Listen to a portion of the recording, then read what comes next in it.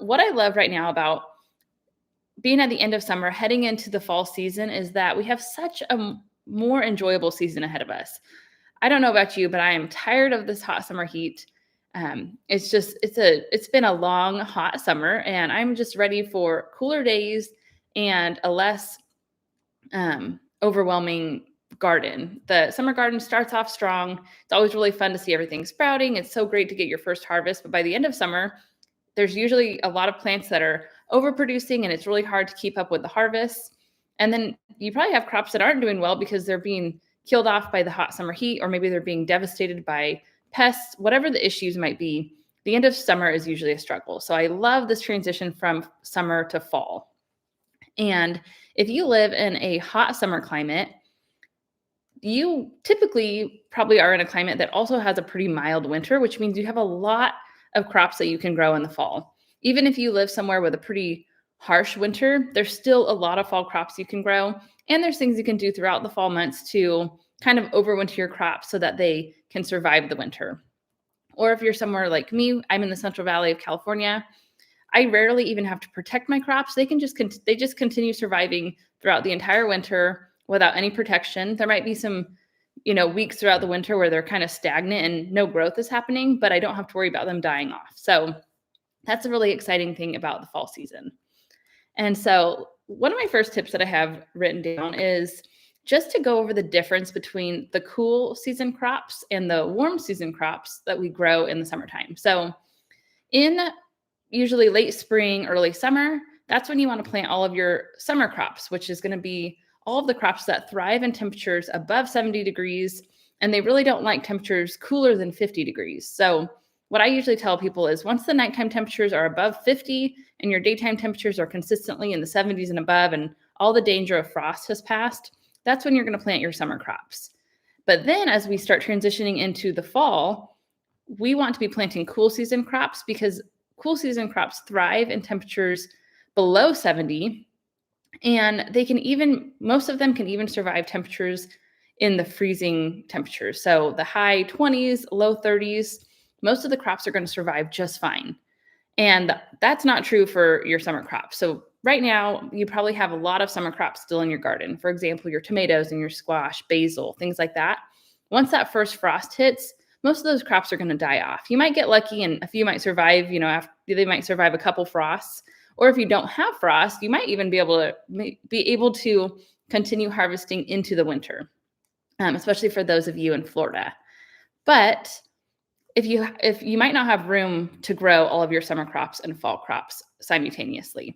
So you usually have to make that choice of, what are you going to keep? What are you going to rip out? And what new things are you going to plant?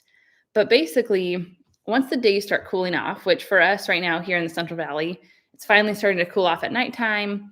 I think we might have a couple more days that are hitting the 100-degree temps, but hopefully not. But right now we've been in the 90s, which is so much better than, earlier this summer. And so it's time to start getting our fall crops ready. If you're in a cooler area, you probably may have even already planted some of your fall crops. But if you're in the Central Valley or somewhere, probably about zone 8, 9, or 10, somewhere in there, you're still fine to plant so many crops. And a lot of your fall crops can just be directly sown by seed, which makes it really simple. So if you don't have a local nursery that sells fall vegetables, or you haven't got them started yourself, a lot of things can just be directly sown directly out in the garden. For example, all of your root crops. So there's radishes, beets, carrots, rutabagas, parsnips, turnips. I'm just listing them off, so I can't even think of them all right now, but all of your root crops should always be directly sown by seed. And then you have a lot of leafy greens. So your lettuces, arugula, spinach, kale, all of those crops, they're super easy to grow by seed as well. So if you have a packet of seeds already, you can, plant those out in the garden, or you can order your seeds and you still have plenty of time to get them planted. But then there are some of your other crops, such as Brussels sprouts, broccoli, cabbage, and cauliflower, most of your brassicas. They can be directly planted by seed, or you can plant them as transplants. I typically prefer planting them as a transplant because it kind of gives them a little bit of a head start. And sometimes the issue right now, if you plant those seeds, is that the soil might be too warm where you have poor germination, Or once your seedlings do sprout, sometimes those little tiny seedlings will just bolt and head to seed when it's still really hot. So you want to plant them once the days start cooling off, but you want to be able to have a transplant so that you have a little bit of a head start on the season. And as I'm going through all of this, feel free to put some questions in the chat. If there's anything I'm mentioning that I'm not covering well enough, definitely let me know in the chat. But so right now, for example, your things that you want to start as transplants. So for me, that's going to be my Brussels sprouts, broccoli, cabbage, and cauliflower for sure. I'm going to start them indoors under grow lights because it's still a little bit hot outside. You could put your trays outside to get the seedlings started, but then once they start growing, I'm probably going to bring them indoors and keep them under a grow light so that it's not too warm. Remember, these crops thrive in temperatures below 70, and right now we're still having daytime temperatures in the high 90s, and so that's too hot for those little seedlings, and that's going to cause them to bolt prematurely. So you want to keep them cooler indoors, but probably in another few weeks, probably by the end of September for sure, they're ready to go outside and be transplanted. And remember, this is based off of my climate, so you may be somewhere where you may have already planted, or it might even be time, or you might be in the moment right now where you could actually transplant. For us here, the issue is a lot of our local nurseries don't actually get a lot of their fall crops in until later into the fall, and sometimes it's a little bit too late. Not that those crops won't survive over the winter, but by the time the plants show up at the nursery, it just seems like it's a little bit past prime planting time. And that's why it's good to plan ahead of time and get your own seedlings started, because you can't always depend on the local nursery to have the crops ready. But like I said, there's so many crops that you can just plant directly by seed, and then you don't have to wait for that whole period of indoor growing. You don't have to worry about grow lights. You don't have to worry about starting your seedlings, repotting them in case if they get too big. There's just a lot of steps you get to skip when you direct sow seeds. And so depending on where you are, if you've missed your planting date for some crops, don't be discouraged, because there are still so many crops that you can grow that are quick maturing. One of the tools I really love to use is a online software called Seed Time. And if you've been part of the summit, I did a live session with them on Monday night. It's an absolutely incredible software. You put in your zip code, and then as you add crops, it automatically gives you your planting dates. It shows you when you should start your crops indoors. It shows you when you can plant them outside, when you can direct sow the seeds, and it creates this entire planting calendar specifically for you and your climate. And it's a really great tool. But one of the questions I received recently about them was that, according to Seed Time, they missed a lot of their planting dates. But the thing with a tool is that a tool like Seed Time is such a wonderful tool, and it's going to save you so much time and guesswork. However, it's still a tool, and you have to realize how plants or how the crops grow and the conditions they need to thrive, because things can be altered. For example, when you put in a crop, and when you put your crop into Seed Time and it tells you to transplant on a certain date, you get to a certain point where it will say frost warning, and you might not be able to continue growing that plant. Well, if you live in a fairly mild winter, the crop is going to continue surviving through the winter. However, if you live somewhere that gets covered in snow during the winter, that warning is absolutely correct, and you should follow it, or you're not going to get a harvest. By the time that crop gets covered in snow, it's not going to survive the winter. And so, it's true for some gardeners, but then there's gardeners like myself. We don't get snow, where we occasionally get a hard frost, and we may have a few, days here and there throughout the winter that dip into the low 30s, high 20s, but it's not for a very long stretch typically. And so when I plant my fall garden, even if I don't get a harvest before our first freeze, the crops still survive throughout the entire winter. And then in late winter, early spring, they'll pick back up, and I'll get a harvest if I happen to be a little bit late. And so just realize that most of your cool season crops can survive temperatures without any issues to around 28 to 32 degrees. And then there's crops like kale that are extremely frost hardy, and they can survive temperatures as low as 10 degrees Fahrenheit without any protection. And so, when you look at these tools, or you're looking at planting schedules or gardening books, whatever it might be where you're getting your planting advice from, you also want to look into the actual ideal growing conditions for each specific crop, because it's very likely that you can plant the crop later than you thought, Usually for fall, you can't usually plant earlier than you think because the weather is usually too warm. But as far as getting a little bit later into the season, you can usually still have pretty good success. It just might be that you don't get your harvest as soon as you would if you would have actually planted when you were supposed to. And so, for the most part, I feel like that kind of gives some good tips for, getting everyone kind of familiar with the fall gardening season. I know a common question that I've been getting is what to do with your summer vegetables if it's time to plant for fall. And one of the things I really love about the cooler months is that you can add in some containers that typically wouldn't do very good in the summer. So for us here where the summers get really hot, container gardens typically do not do well. And so the container warms up too fast, the soil warms up really fast, and those crops just usually don't thrive. There's also a lot of summer crops that get a lot bigger and they need way more space to grow. For example, a tomato plant really needs a container about the size of a half wine barrel for just one plant to really thrive, to grow to its full potential. You want to have a container that large for just one tomato plant. And I see a lot of gardeners shoving 3 to 4 tomato plants in one half wine barrel, and then none of those plants really grow that well because they're too crowded and it just doesn't give the plant space to grow. But what's really nice about your fall vegetables is that the weather's cooler, first of all. So those plants just in general are going to thrive because the weather is cooler. But a lot of them have really shallow root systems. Think of all of your leafy greens. They're very shallow. Their roots are growing just in the top surface of that soil. So you don't really need a huge container to grow that crop. And then you have things like a radish. There are different types of radishes. You have daikon radishes that have a really long root. However, there are little baby bell radishes that are just super tiny and they barely grow a few inches beneath the soil. Same thing. You can plant them in a pretty shallow container and have success.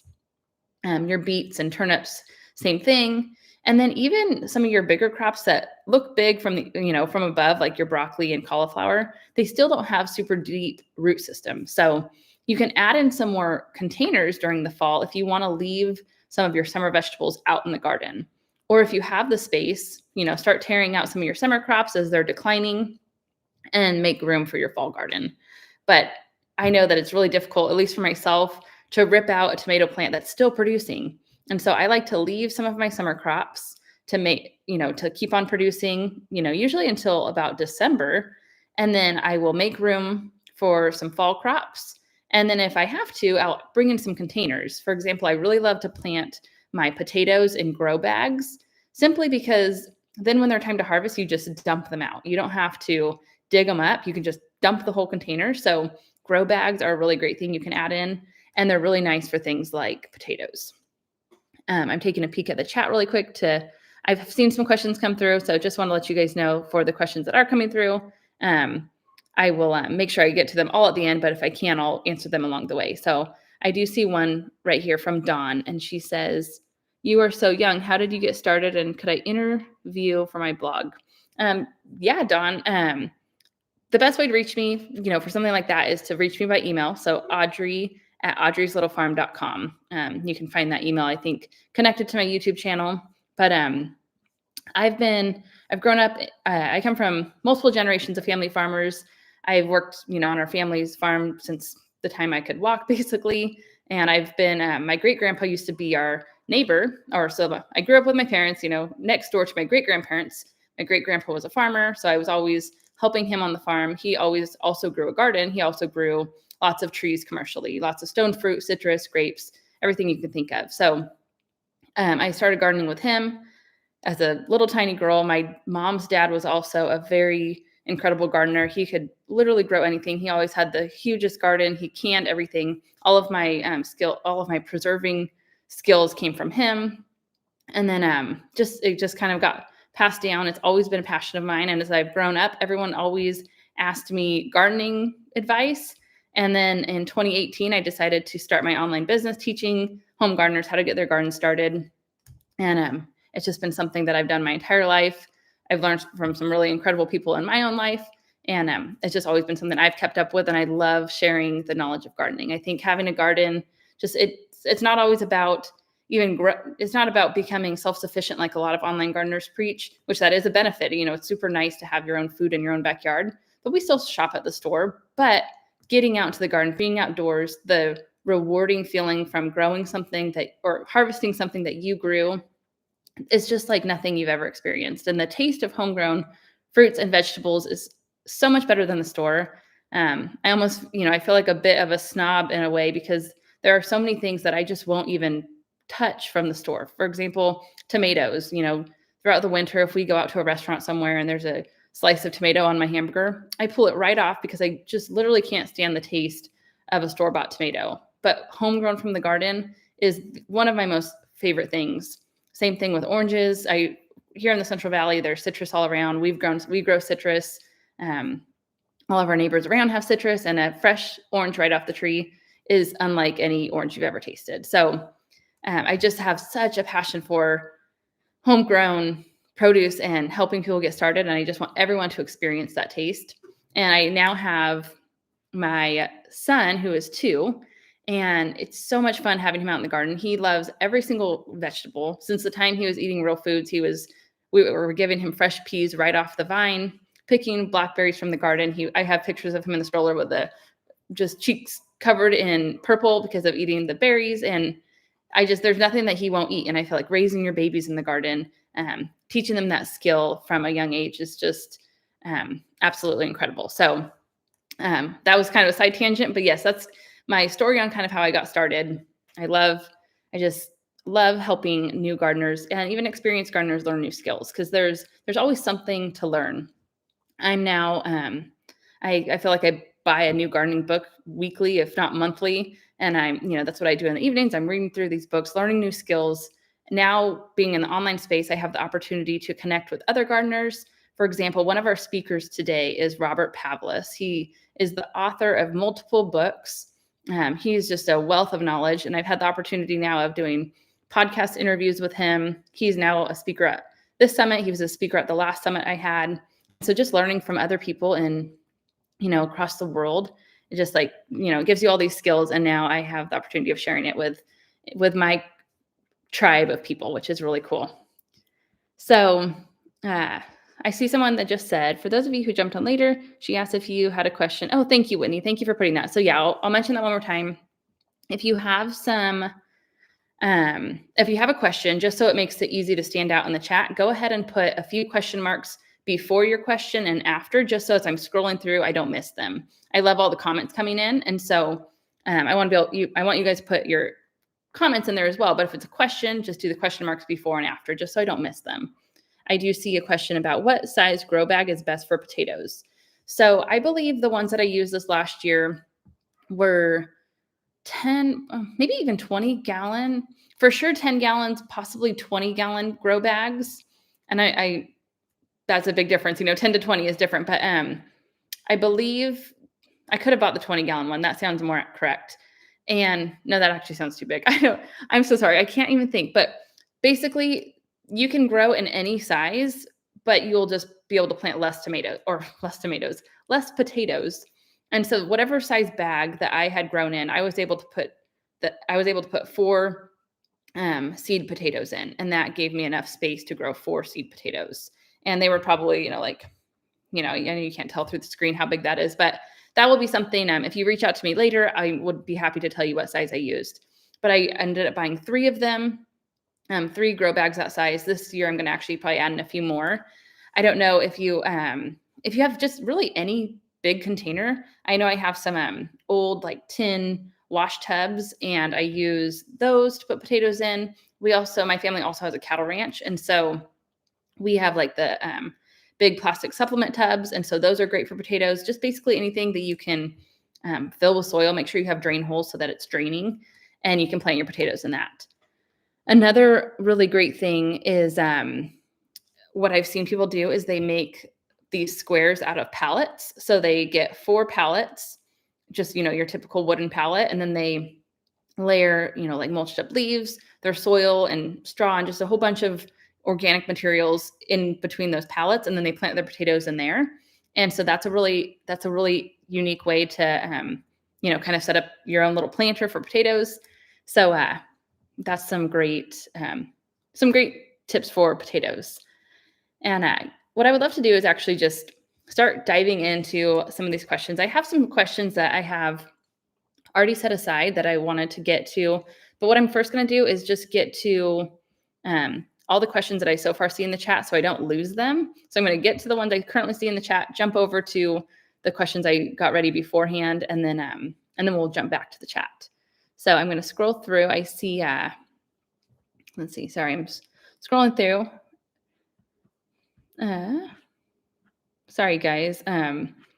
Usually I feel like, most people that do these online lives, they have a team member handing these questions over to them, but it's just me. So I don't have, I do finally have an incredible helper that is helping me, but just since recently. So just in the last few weeks, basically from 2018 till now, it's just been me. So if you've ever had, if it's ever taken me a long time to get back to you via email, etc., that's why. Okay, I'm already losing everything. Okay, what size? I already asked that. Someone said, when do I start my potatoes? So you can start your potatoes really anytime. Fall is a really good time. If you live in let me backtrack. If you live in a cold climate and you don't experience warm spring weather, for us here in the Central Valley, it might warm up to 80. Sometimes there's a random, 90-degree day really early on. So potatoes usually won't do that good in the springtime for us because they take a little while to mature. However, you could do baby potatoes later in spring and you'll have better luck with them in the springtime. But fall is the best time for potatoes, basically for most gardeners, for sure if you're in zone 8, 9, 10, where you have pretty mild winters. So I would start your potatoes really, now would be a great time. You could even start them probably through the end of September, depending on how mild your winter is, even, into late October. And then if the weather, if you're expecting a freeze, then you could cover your potato plants with some frost cloth because they are kind of tender.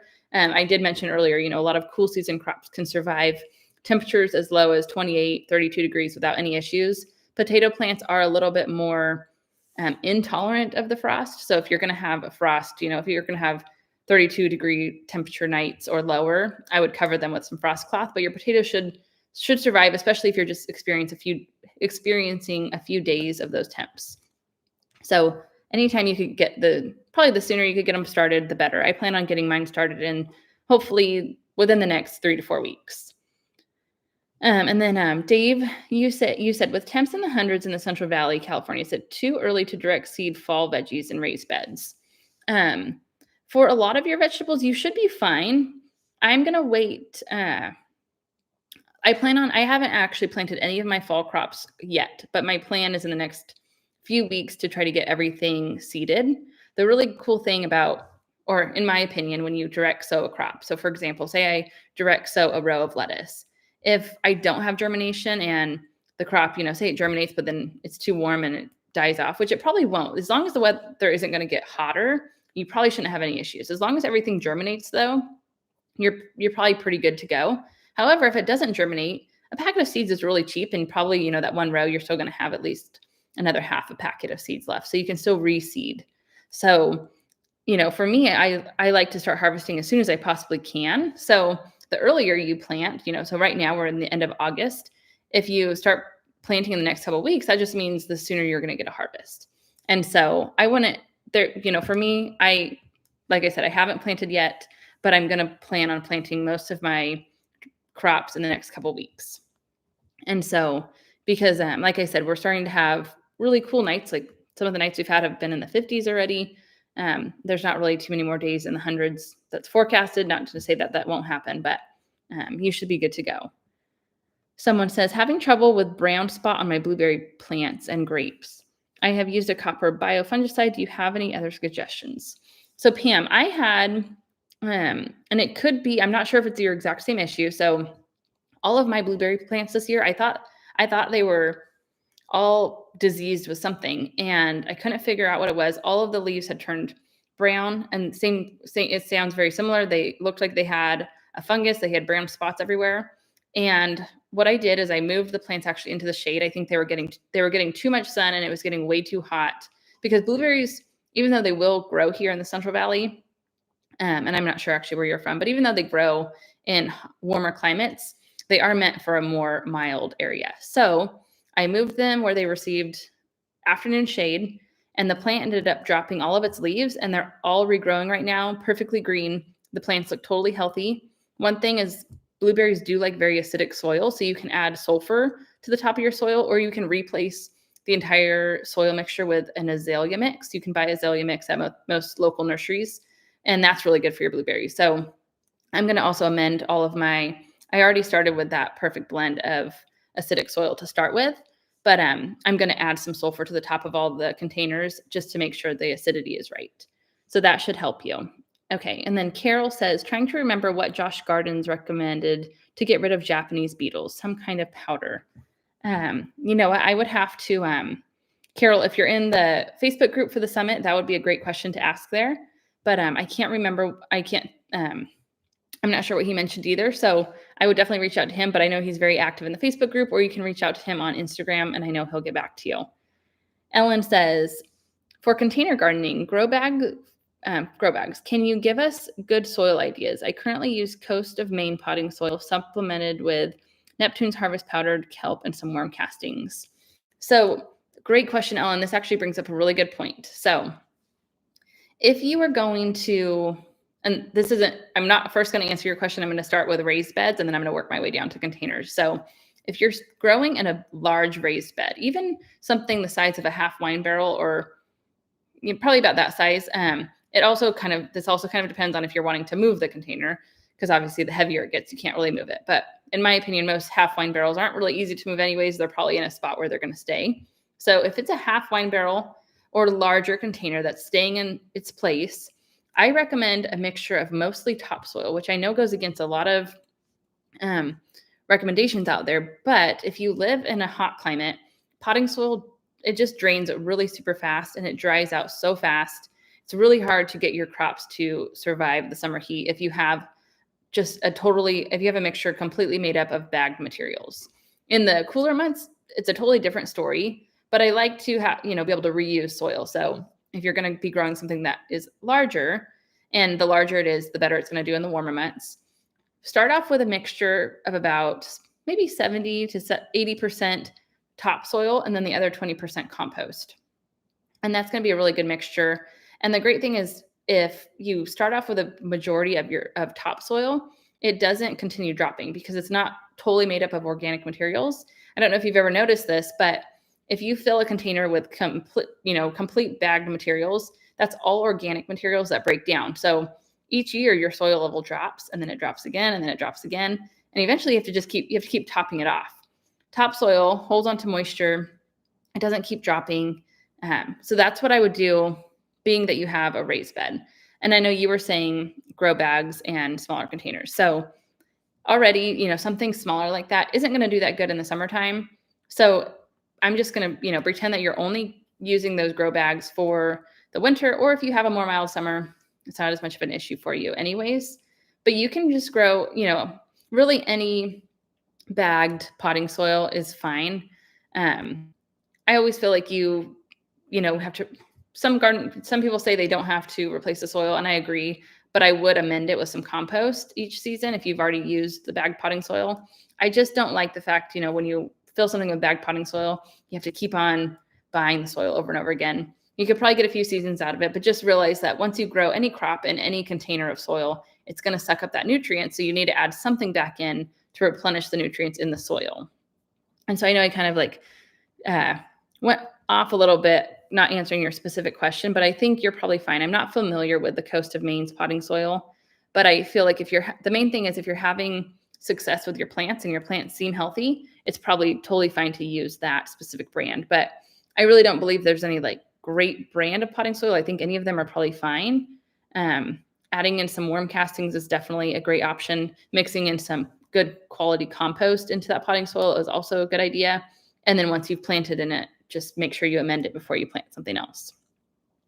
Dominic says, any suggestions for dealing with in-ground wasps? I went to prune out my dead canes and my blackberry bushes and got attacked. Oh no, I'm so sorry to hear that. I have not, knock on wood, we have not had any issues with wasps. And so I truthfully do not have an answer for that one. But yeah, I would, if anyone else has, maybe someone else in here has a solution for that, but that's not something we've had to deal with. And so I can't give a good recommendation for that. Somebody, Betty says, would you talk about underplanting? What plants work? Underplanting. So I'm unfamiliar with that term. What I'm thinking you mean possibly is maybe when you're talking about, like, for example, if you're growing fruit trees, you can grow other things close by.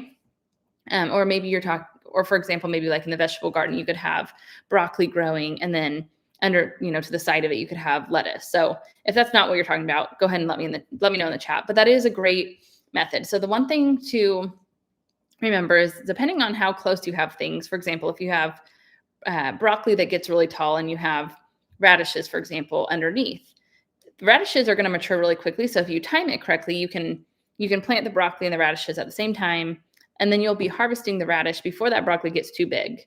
But if you were to plant those radishes later in the season, once that broccoli is already too tall, it's likely going to shade those radishes, and those radishes aren't going to grow very well. That's what happened with me this last fall garden. Is I tried to get an extra crop in, and I had cauliflower and cabbage and broccoli, I think, all in a similar area. And I tried to plant some radishes in between, but it was already too shaded. The radishes just didn't grow well. They were real stringy, or, dwindly. They weren't getting enough sun. And so as long as the crops you have in between are getting enough sunlight, you're pretty much good to interplant however you want. And then also remember, things that get bigger. So your leafy greens can kind of all be shoved together without any space issues. But as with bigger crops like your Brussels sprouts and broccoli and cauliflower, I always recommend whatever the recommended plant spacing is on the tag, plant them at that recommended spacing. Typically what happens if you shove more things into an area than what's recommended, the crops just aren't going to grow to their full potential.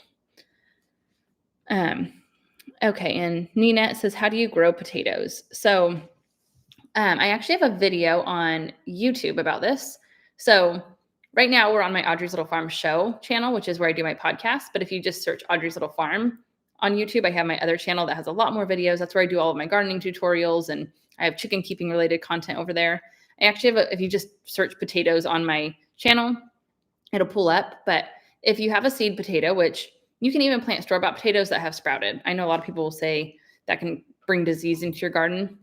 In my experience, that has never happened. When I have seed potatoes, or when I have potatoes from the store that have sprouted, I plant them out in the garden. I haven't had any issues. But you can buy seed potatoes from potato companies, and those are always going to be for sure disease-free. There's a lot more varieties that you can choose from, so that's also really cool. But basically, if you have a large potato, think of like a size of a russet potato. You can usually chop that into 3 chunks and make sure each chunk has an eye on it, which is the little part that sprouts. And then when you plant that into your soil, usually you go about 4 to 6 inches deep, and you put the eye facing upwards, and then just cover it with soil. Keep your garden bed moist, and then you'll eventually see the potato plant start sprouting through the soil. And then you can add some more soil as that plant grows upwards. You can add some more either mulch or soil around that plant. And what it does is it allows more potatoes to grow beneath the soil. If that potato is too shallow, you're going to get less potatoes from that initial seed potato. But I think it's called mounding up is the correct term. The more you can mound up your potato plant, the more that will grow beneath it. And now I have a question from the channel, or from the name that says God Made Dirt. My garden flowers and zucchini has been inundated with spider mites. What do you do? I'm worried about harming the pollinators. So great question. So 2 things. So first, I totally agree. You don't want to treat. I'm all about not spraying all the pests, because this could be a whole episode of its own. But when you kill the bad bugs, you're also killing the good bugs. And the bad bugs come back at a much faster rate than the good bugs do. So say you spray and you kill off all the good and bad insects. Well, the bad bugs are going to come back first. It's going to take longer for those good beneficial insects to repopulate. So that's the first harmful thing, in spraying. So I agree that you shouldn't. But then the other issue is that, say you have aphids on a plant. Well, some of your best bugs that kill aphids are things like ladybugs and parasitic wasps and things like that.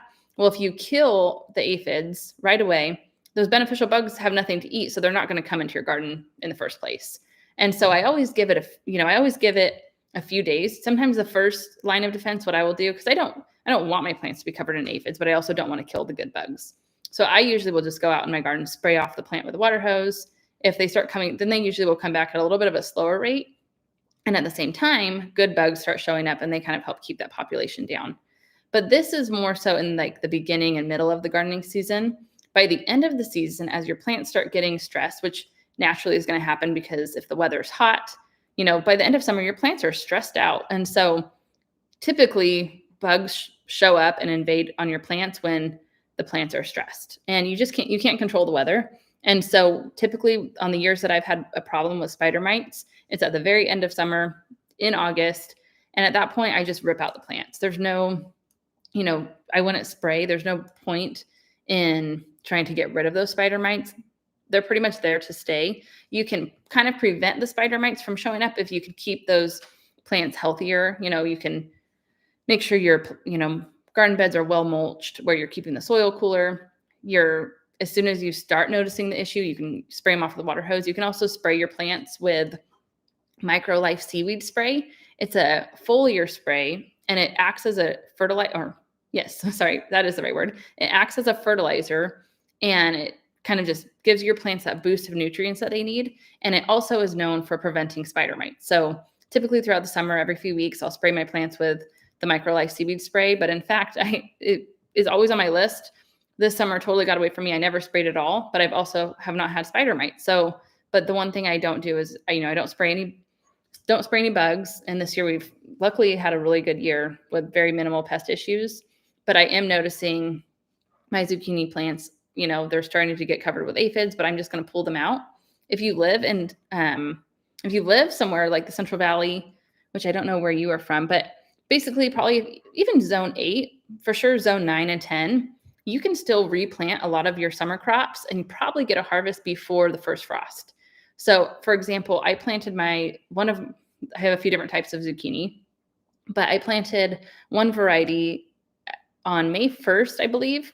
And in exactly 30 days, I was already harvesting my first zucchini.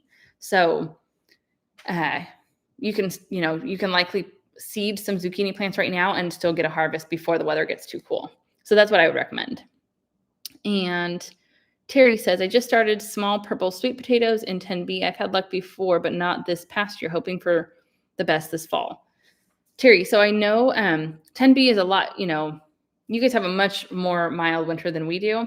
I know for us here, sweet potatoes do good in the hot weather. So it might be a little bit too cool possibly where you are, but it might not be. I'm honestly not the complete expert in Florida gardening, but one of our speakers at the Fall Vegetable Gardening Summit is Jacqueline from the Wild Floridian channel. She has a great presentation. It actually aired on Monday, but if you have the upgraded paid pass, you have extended access to rewatch that over and over again. But her channel is called the Wild Floridian, and I know she's an expert in Florida gardening. So I would ask her if you have any specific questions. She would definitely be one to reach out to. And Terry says, when you say you're planting in the next few weeks, is that seeds or starts? So all the crops that can be directly sown by seed, I plan on seeding those out in the garden, but I still need to get my broccoli, cauliflower, cabbage, kale, or not kale, sorry. There's a few things that I'm going to start as my own seedlings indoors. So I probably should have even started them possibly even a couple weeks ago. I'm just behind the summit. There's been a lot of work that's going into putting the summit on. So I'm just behind in my own world. And so I'm a little bit behind. And like I think I mentioned earlier, our local nursery doesn't get the transplants as early as I wish they did. So I'm going to get my seedlings started, hopefully actually sooner, not even wait a few weeks, but if I could get them even going this weekend, I will probably do a few of the crops that take longer to mature. So the couple that are coming to my mind are Brussels sprouts, broccoli, cabbage, and cauliflower. Those all take a little bit longer to mature. So I'm going to get them started as seedlings indoors. And then the other crops that I can just directly sow, like my carrots, beets, turnips, lettuce, things like that, I'm going to just direct sow outside. And let's see, Marcia says, I was given many packets of brassica seeds dated used by 2020. So there's a good chance that a lot of those will not sprout. So every type of seed has a like range of optimal germination. Some crops, are good up to 5 years. So I would say on average, most are, 2 to 5 years you need to use up the seeds. You can look up if you look up like crop seed viability, you can find this information. And it doesn't mean if it says something, is only viable for 1 year, there's a really good chance that you can still plant those seeds, after 2 years and they'll still probably sprout. But if it's something, that only says that it will only be good for 2 years and we're almost going on 5, I would definitely probably get new seeds just to not waste your time waiting for those seeds to sprout and then being bummed out because, they're just not viable anymore. And then Kaylee says, what are some of your favorite gardening books? I have quite a few. What I'm going to actually do, I don't have this up right now, but on my site, I have a resources page that I need to totally update. And I plan on adding all of those books to that resource page. So, within the next few weeks, if you keep up with me and go to audreyslittlefarm.com, I have a resources page and I plan on adding them all. But I love every book by Robert Pavlis. He is one of the speakers at the Fall Vegetable Gardening Summit. He's actually speaking today on composting. So for anyone who's interested in soil health and making their own compost, his presentation is really, really good. So much valuable information. And that presentation is live today. So you can watch that today on the Summit website. But he has a book on composting, on plant science. He has a new book coming out on food science. He has just some really, really great books. I also have 2 books that I just recently got, and the names of them are not coming to my mind, but one of them is all about identifying pests out in the garden. And it's incredible because it gives really, really great pictures of all of your common vegetable garden pests. And then you can identify out in the garden. It will also show you like exact plant problems, and it will show you likely what pest is doing that. And then it gives you all of your beneficial insects. And I'm trying to think of, the author isn't coming to my name, but like I said, I'm going to have those linked eventually on my site. And so if you keep up, check back there in a few weeks, all that will be listed. And then somebody says, I'm late. Oh, dang, lack of time. No worries.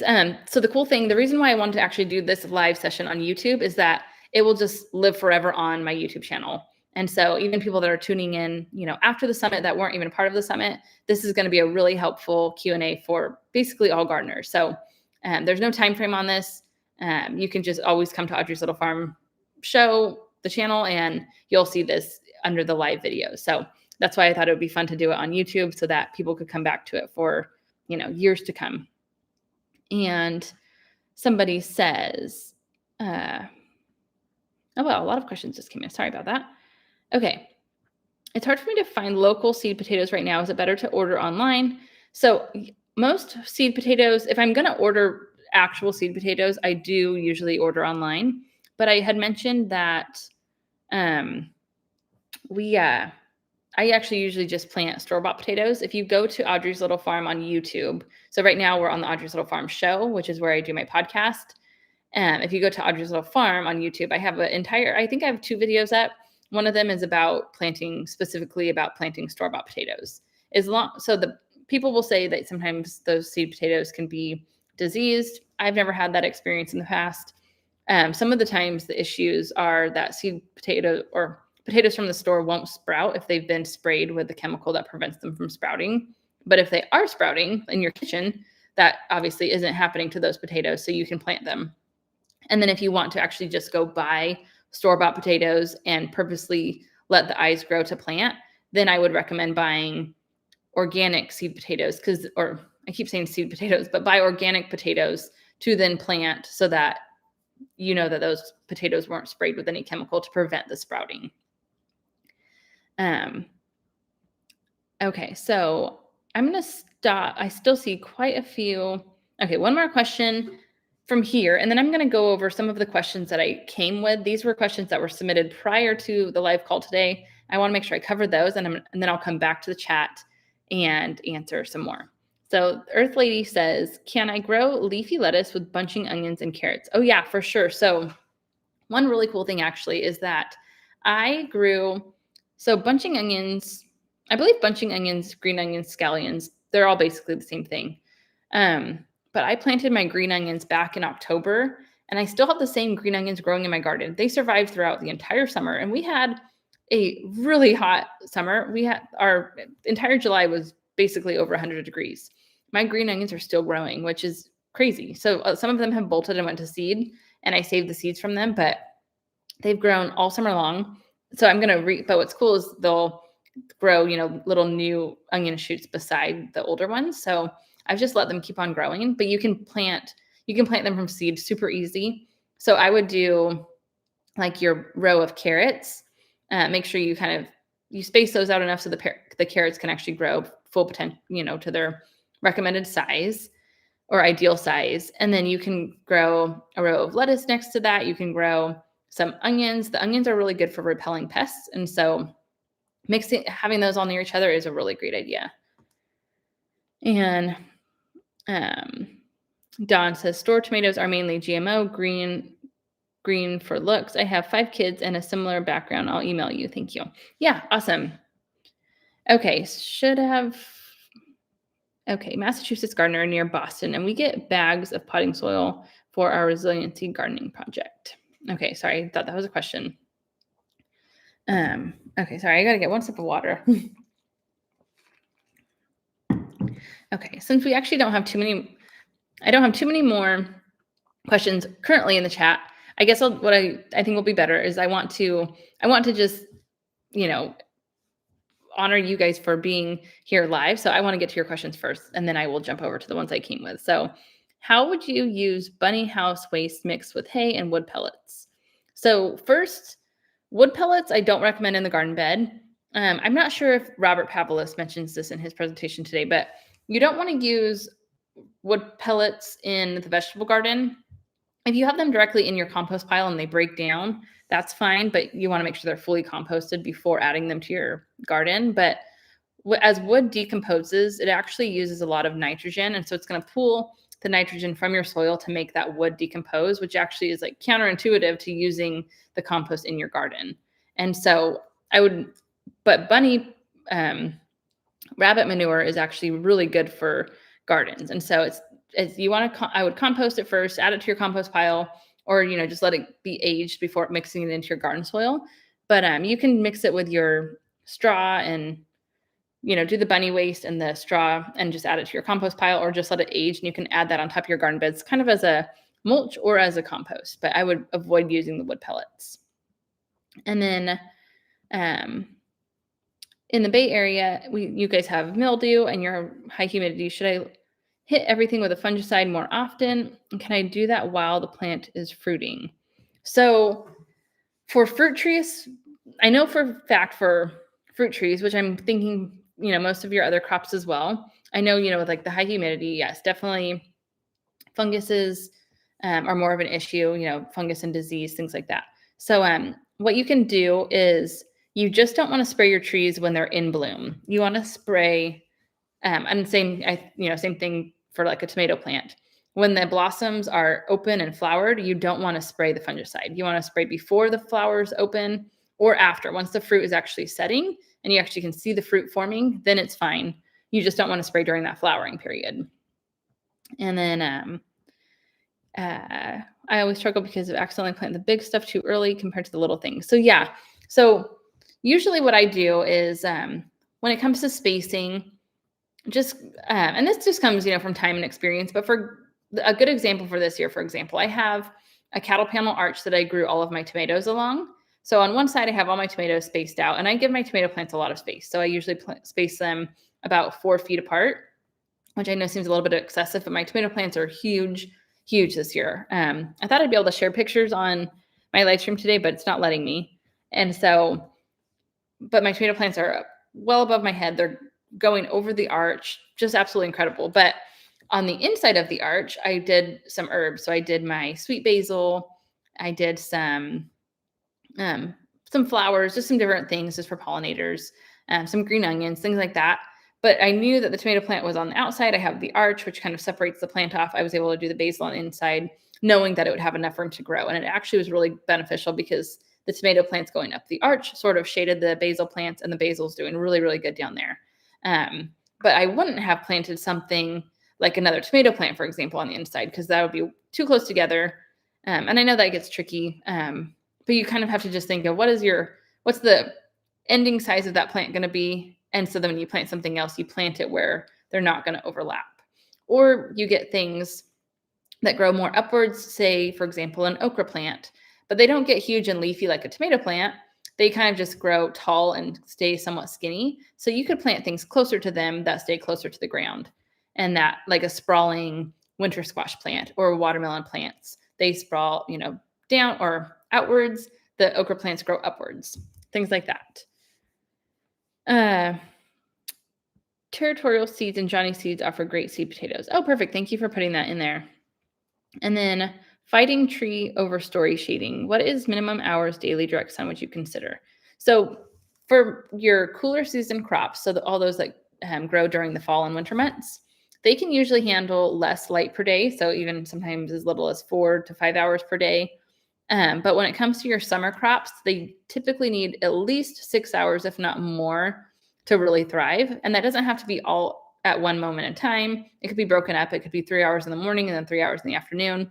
But ideally, you want to have at least 6 hours of sunlight for your warm season crops.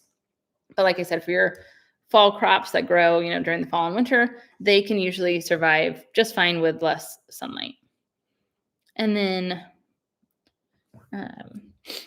how to prevent underground insects from eating seedlings. When do direct planting? Okay, snails, slugs, and roly-polies. So what I like to do is if you have an issue with slugs or snails, even the roly-polies, I believe, what I usually do is I'll plant my seeds and then I sprinkle the soil with diatomaceous earth or with slug bait. And so I usually use the brand called Sluggo, and I'll sprinkle that over the area where I directly sowed the seeds, so that it just prevents those bugs from even getting the crop altogether. I know diatomaceous earth is safe to use, but it will kill beneficial insects. But typically you don't have beneficial insects living just right on top of the soil. They're going to come in, once that plant is growing, and they're going to come onto the flowers. And so you don't really have to worry about killing any beneficial insects, but you're going to prevent those slugs and snails from killing the seedlings when they're young. How do you know when it's time to harvest potatoes? So if you plant them now in the fall, every potato, depending on the variety you buy, the first thing you want to do is look at the days to maturity. So it will tell you from the time of planting that seed potato, how many days you should expect. Usually for most potatoes, it's about 90 to 100 days later. So the first thing you want to do is just watch the calendar and, count forward and say, okay, probably, by December 1st or whatever the date might be, that's when you should expect to harvest. And then typically the plants will start dying back. And then you for sure know that the potatoes are done growing. But you can always harvest your potatoes a little bit prematurely, and that's not a big deal. You just want to then use them up a little bit sooner. If they're not fully mature, they don't store long-term quite as well. But if you're going to be using them up sooner, you can dig them up even if they're not fully mature and just use them right away. And then Ellen says, whoops, I lost it. Oh, here we go. How much sun do potato plants need? I'm in Massachusetts near Boston, zone 6B. Could I plant them now? P.S. We created potato condos in shopping carts with landscape cloth or cardboard. Oh, what a fun idea.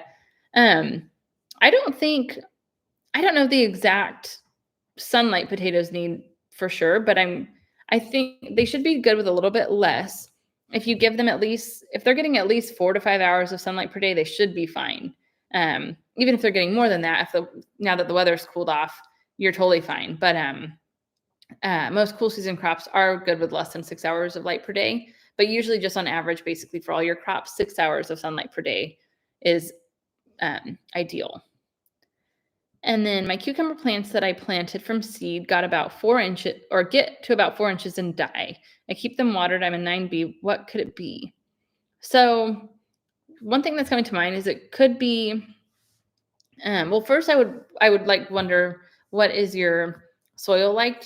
Sometimes if your soil is too rich, that can be the issue. So like if you've over fertilized, that can kind of burn the crops. Or if it, because typically in the beginning, your plants don't really need that much nutrients. So it shouldn't really be a case of not having enough nutrients, but it could be that you have over fertilized. So possibly that. Um, I wonder, could it be that do you have some kind of pest like snails, slugs, birds, something that's coming and taking them out?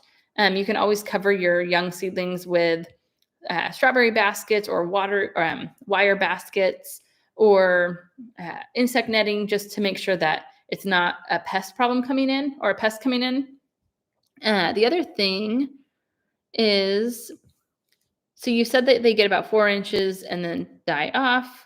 So are you planting them in containers or are you direct sowing them out in the garden? The other thing is that cucumbers do best when you directly sow them by seed out in the garden.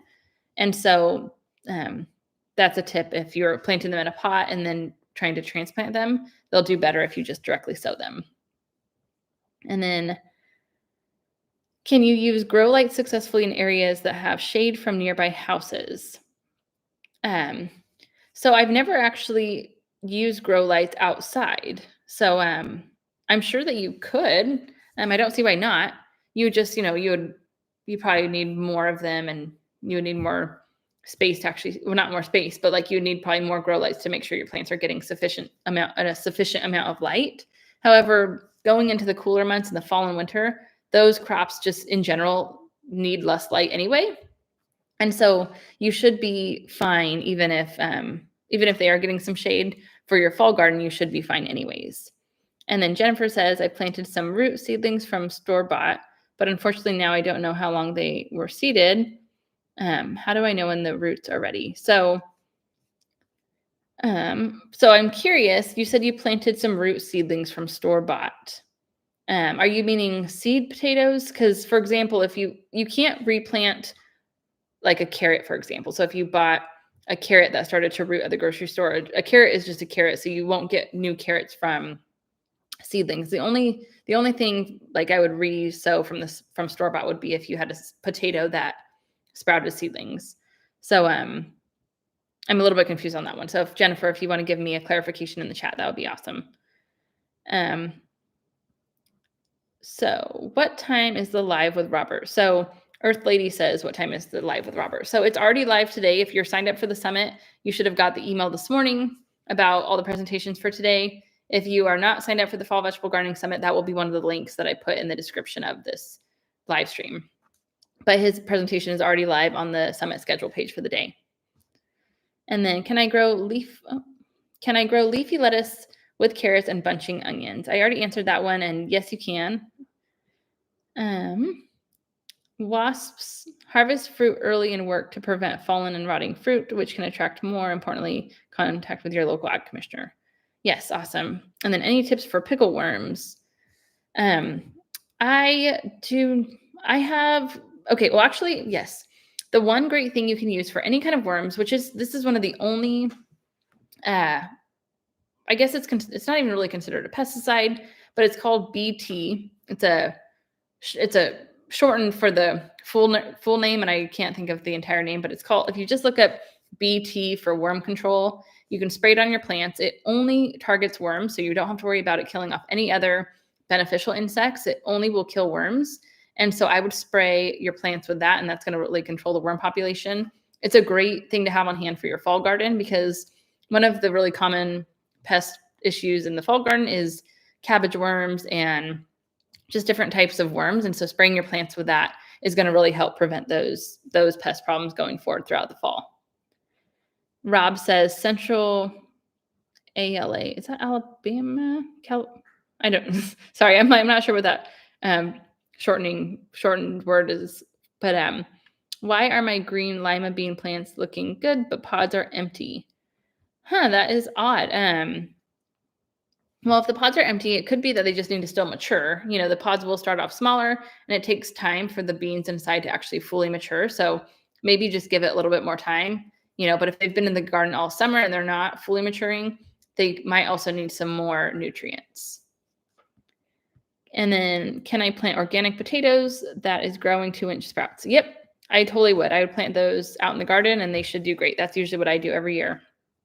And then, what about wood chips as a mulch in your perennial gardens? Jody. So Jody says this, yes, wood chips are great in perennial garden beds because you're not digging the wood chips into the soil.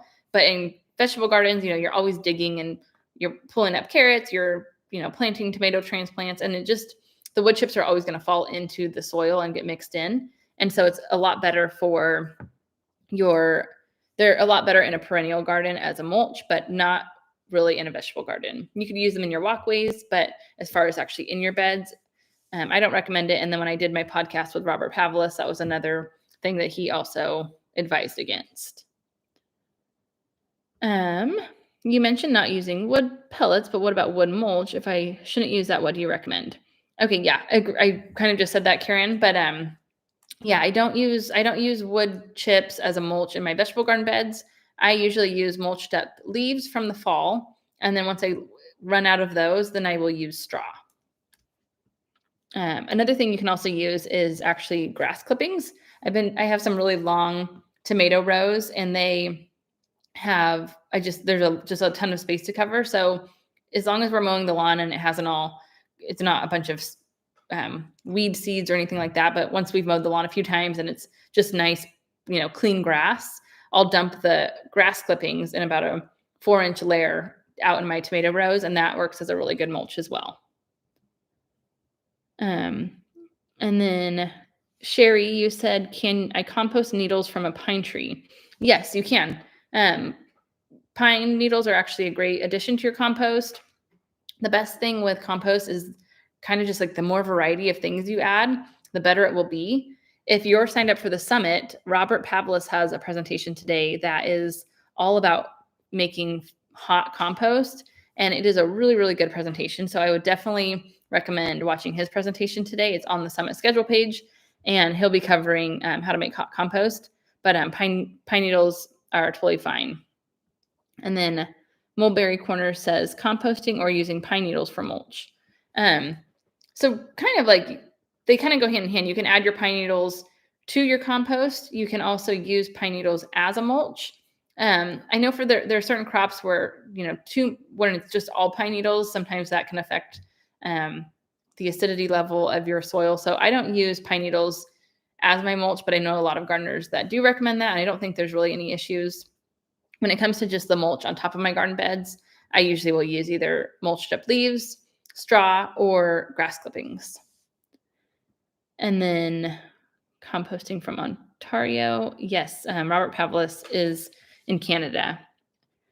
Terry says, I live near the beach in SoCal, 10B. Lately, I have small brown 1/8-inch moths in my container soil. I can't identify them. I'm not sure if they're good or bad. Anyone have these? I do not know exactly what those might be. Sometimes it's a good idea when you start seeing most things that live in the soil actually are not good. So my first thought would be that it's probably not good. You may want to refresh the soil in your containers before planting your fall garden, just to be on the safe side. But if you can identify them and know that they're not harmful, then I think you'd be fine. But I would probably replace that soil just to be on the safe side. And then anyone who loves edible landscaping should get to know Rosalind Creasy, the godmother of edible landscaping. Oh, thank you for that recommendation. Beets and carrots from the garden center. Oh, got it. Okay. So that's probably one of my biggest pet peeves. So you shouldn't even beets, kind of, because some people do have success transplanting beets. Carrots, on the other hand, should never be transplanted. So they shouldn't even be sold as transplants. At first, like they're first of all way too expensive when you could buy a packet of seeds for just a few dollars. But beets and carrots should always be just directly sown by seed out in the garden. And being that we're in August, if you planted those in the summertime, that's not the ideal season for them anyways. So I would just restart from seed, just go buy seeds, plant them out in the garden, and in a few months, in a couple months, you'll be harvesting. But I would start fresh. They don't grow well. Those crops anyways, you should be able to kind of see them. You should be able to dig around the edge and you can see the size of the roots anyways. So you can always do that, and you could pull them up. Even if they're small, they're still edible. But beets and carrots are not good transplants. Alicia says, my zinnias that are planted with my peppers are covered in powdery mildew. Should I pull them out? I hate to do it because the bees and butterflies are all over them all day. It's just up to you. I don't think you should be fine. As the weather changes, the issue with your powdery mildew is going to improve a little bit anyway, so you might be fine. You could possibly even try transplanting them into their own little area just to, keep them for the pollinators, but get them out of the garden. This live is great. Oh, this live is a great one filled with amazing information. Thank you. Thank you. Thank you. I love reading that. And I'm just so happy to have all of you guys here in the chat. At one point, we were almost up to 200 people live with us right now. So that's just incredible. I love it. And then how do you use mulch leaves? I have tried to use leaves before, but they blow away. The biggest thing, which we don't have a lot of wind, so that also helps, but I mulch them up first. So you can either, they make like leaf mulchers that you can run them through like a grinder basically, and it chops up the leaves. Or you can run them over with a lawnmower. What we do is we have all of our farm ground behind the house. And so our huge shade tree that drops all of its leaves, we blow them into the field, and then we drive the tractor shredder over it, and then it just makes one huge pile of mulched up leaves. So being that they're mulched up also kind of prevents them from blowing away. When they're whole leaves, that causes them to blow away a little bit more easily. So mulch them up a little bit first. You can even use your, put them in like a trash can and use your weed eater to chop them up, but then do a thick layer. So usually like at least 4 inches on top of your garden beds. And then I water them down. And then hopefully, as the weather, if you continue getting some rain and they can kind of stay a little bit moist, that kind of makes them stay in place. But if you have just a really thin layer, then they're more likely to blow away.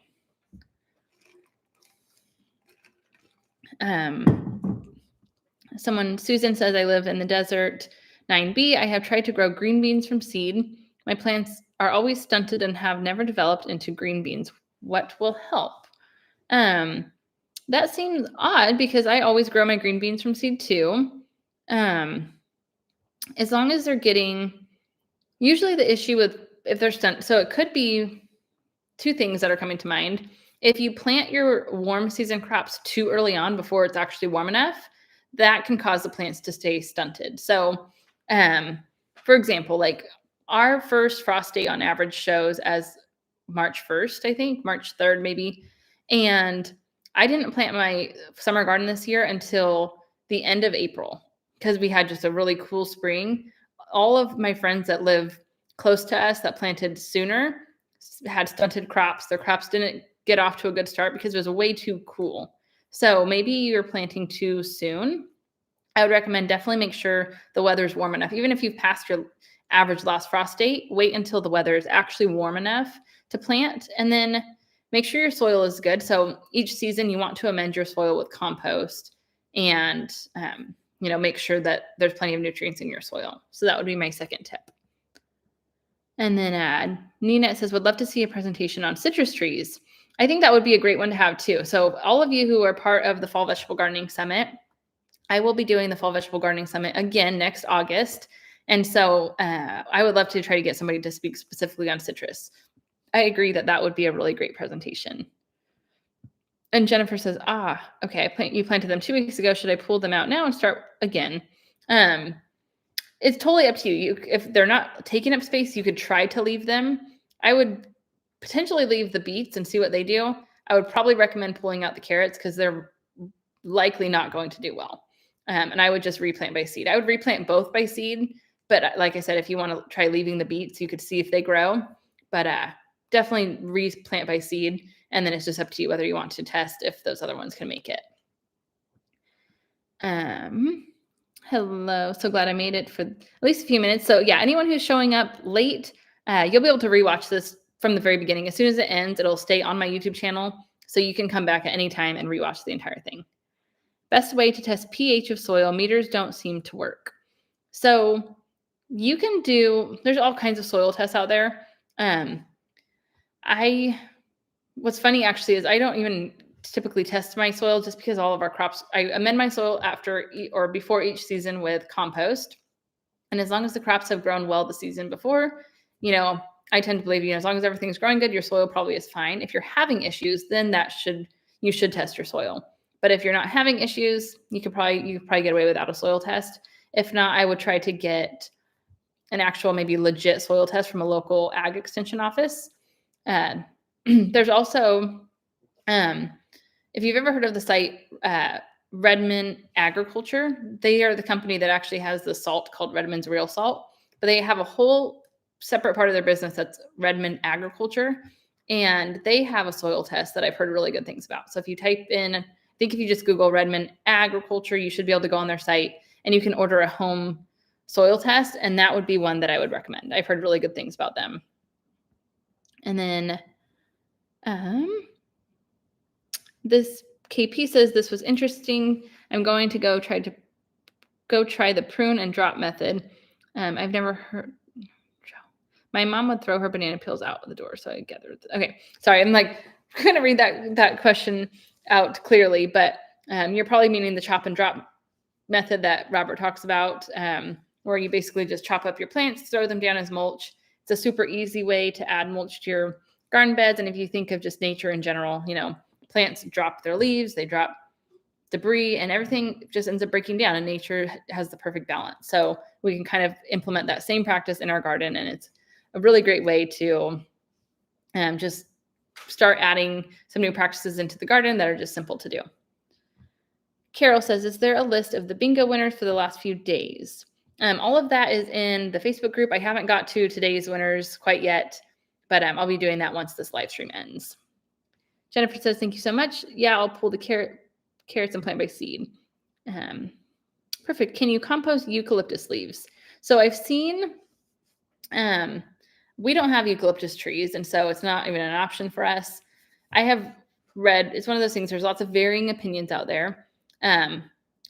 I believe probably like some are not bad. Some people say too much eucalyptus does kind of affect your soil levels in one way or the other, and it's not necessarily a great one. So I wouldn't do all eucalyptus leaves. I think some are probably fine, but I would not use all eucalyptus. And then nothing grows under our eucalyptus trees. So yeah, so it might be something like I might not even risk it. Better safe than sorry. So if you have access to other leaves or just different materials altogether, I would maybe focus just on other materials. And so right now we are at the hour and 15 mark. I'm going to write that down so I know where we are stopping at. What I'm going to do is head to the questions. So I definitely, I can't go past the 2-hour mark. I'm going to stick around if more questions come through, but I want to cover all the questions that were submitted prior. We have some really good topics that came in that people were asking me before this live. And so I'm going to hop over to those questions and answer those first. And then if we have time, I will come back and do the rest. So one of the questions I got, there's actually 3, and they're really good questions. So somebody says, or actually, so I guess I'll give names in case she's watching. So, or maybe she doesn't want me to share her name. I don't know. So I'll keep the name out. She wants to know, what exactly does preparing your beds mean? So for example, you pull out your spring crops and then what? So that is a great question because it's a term that actually just gets thrown around a lot. Prepare your garden beds. Well, right. So I guess, for a beginner gardener, what does preparing your garden beds mean?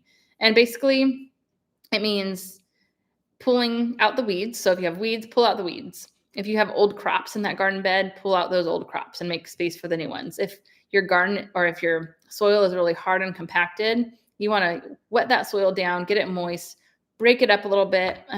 There's a lot of gardeners that go, are against tilling, which I think here and there tilling is fine for the most part. You want to try to not till because you don't want to affect all of the soil life, all the worms and everything beneath the soil. So you don't necessarily need to till, but if your soil is super hard and compacted, that's not good for plant growth either. So you want to get a little bit of oxygen and, break up that soil a little bit if needed. And then you want to add in compost. And so compost, I think, kind of gets thrown around.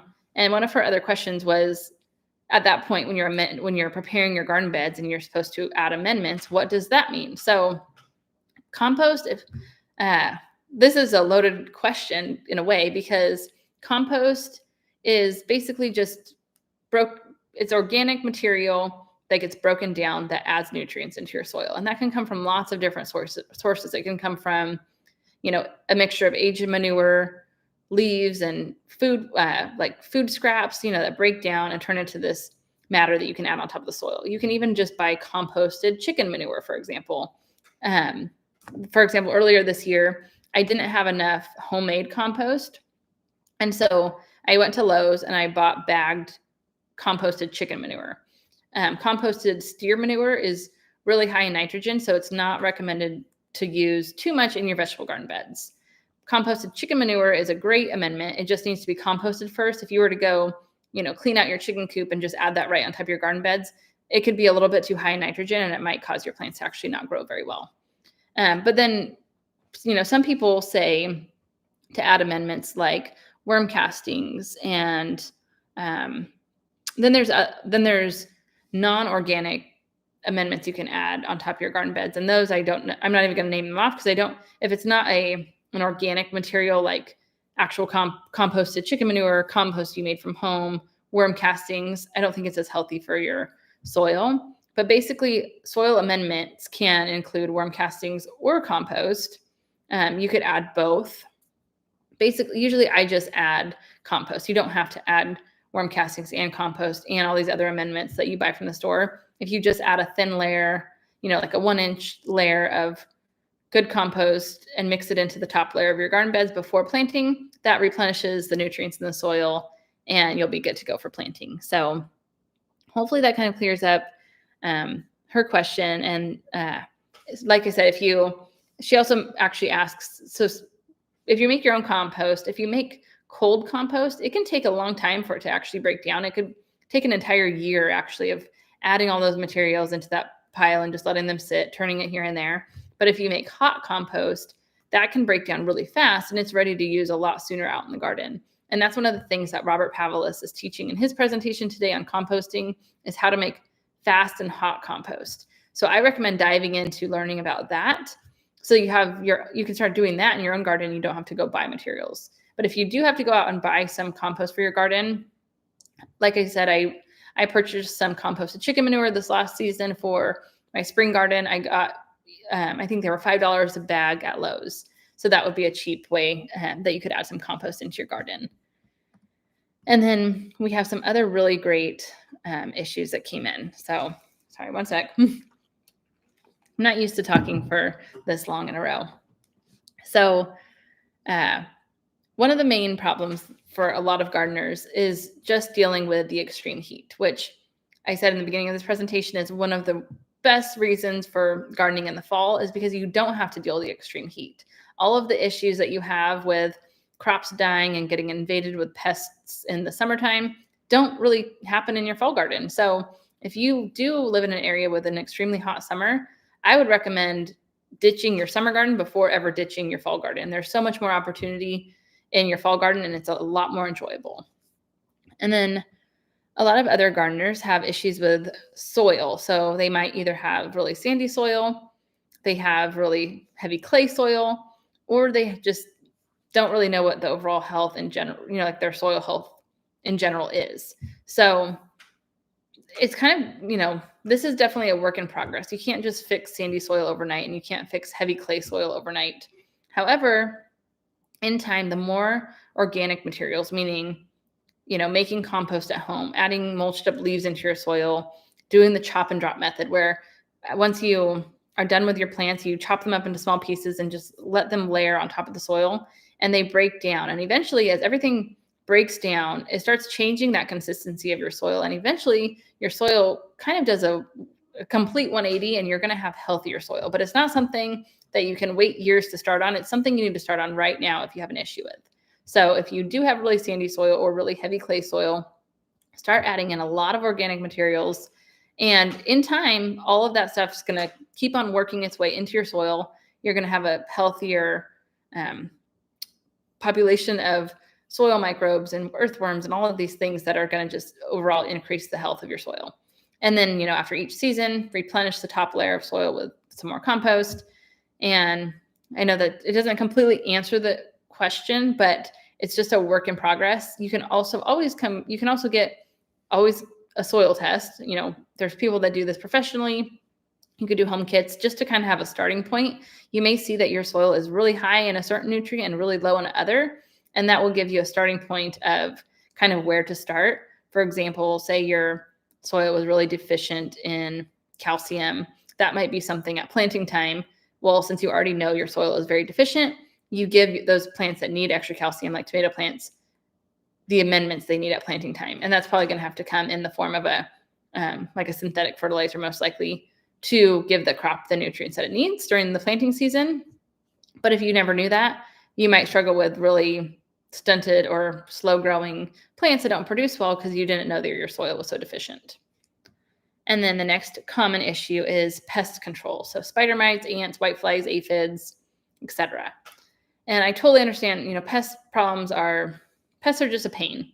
My tip throughout the entire year, but especially in your summer garden, is as hard as it is, try not to spray. Once you start the process of killing bugs with sprays, you either have to stick with that forever because you're never going to get the population of good bugs built back up, or basically that's it. So like if you spray, you're killing off everything. So that means every time you have a pest problem, you're going to have to continue spraying forever, or you're not going to be able to organically and naturally get that problem under control. I think it's been 3, maybe going on 4 years, and I have not used one pesticide in my garden. I used to actually occasionally spray organic things like neem oil and like the safe insecticidal soaps, not even thinking about the fact that I was killing off the good bugs. I would just see the aphids and I'd be like, well, I don't want the aphids in my garden right now. I'm going to spray them. They're gone. And then what I noticed is that my pest problems kept getting worse and worse.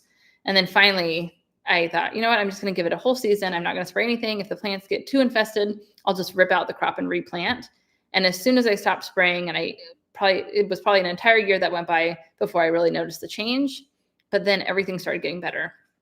And then another really great thing that you can do is bring in lots of beneficial flowers and herbs that attract the beneficial insects. So you have to realize that, for example, like a leaf or a lettuce plant is not really attractive to pests. Like they're not drawn to the lettuce plant. Bad bugs are, but you have to have a way of bringing in good bugs, and most good bugs are attracted to flowers and various herbs. So bringing in various plants is a really great way to have a healthier garden ecosystem altogether. And then there's also lots of herbs and even some flowers that deter pests. So marigolds are one that are supposed to deter pests. They will also attract beneficial insects. Planting your onions and garlic all around your garden beds, those are great for deterring certain problem pests. Just basically most of your aromatic herbs like rosemary and lavender and thyme and oregano, none of them usually have any issues with a pest, but they will just help keep your pest problem under control by deterring and attracting the beneficial ones. The other thing is that as plants get stressed out, they're more likely to, get the pests want to attack the unhealthy plant. Same, kind of with humans, as we're run down and stressed and tired, that's usually the time of year when we get sick. But if you're healthy and, everything's going good and there's no issues going on in your life, you're a lot more likely to stay healthy and not get sick. And so same with our plants. If we can keep them healthy, if we can keep them on a regular watering schedule, that doesn't necessarily mean every day. Watering is a whole topic of its own. But where they're not experiencing the extremes. For example, they're not completely drying out, and then being completely saturated with water. And then we just want consistency. We want consistent moist soil. We don't want it to completely dry out in between waterings. We don't want it sopping wet either. And so keeping it consistent, mulching our garden beds to keep the soil cooler, to keep it moist. That's a great way to keep keep that consistency in the soil. If it is extremely hot in the summer and we can set up some shade cloth, that could be beneficial. Even though I'm here in the Central Valley and we had 100 plus degrees for almost a month, it seemed like I never actually set up any shade cloth, and my garden still thrived right throughout even though we had the high heat.